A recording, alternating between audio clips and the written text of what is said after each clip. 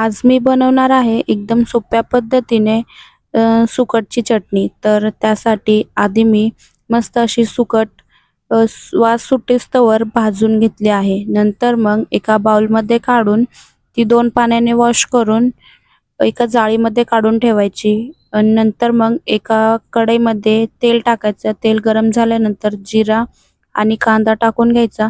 मस्त असा कांदा गोल्डन ब्राउन झाल्यानंतर त्यात ठेचलेला लसूण आणि मिरची टाकून घ्यायची। मस्त असं तेही मिक्स करून घ्यायचं। नंतर मग त्यात टोमॅटो टाकायचा। मस्त असा टोमॅटोही विगरूस्तवर ते भाजून घ्यायचा। नंतर मग आपले घरातले बेसिक मसाले टाकून घ्यायचे आणि ते एकदा मिक्स करून घ्यायचं। नंतर मग जे आपण धुतलेली सुकट होती ती सुकट वरनं टाकायची आणि मस्त असं एकदम मिक्स करून घ्यायची।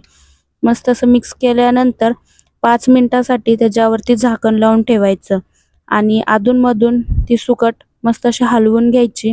आणि नंतर मग हे बघा, मस्त अशी सुकट रेडी झालेली आहे। खरंच खूप छान झाली।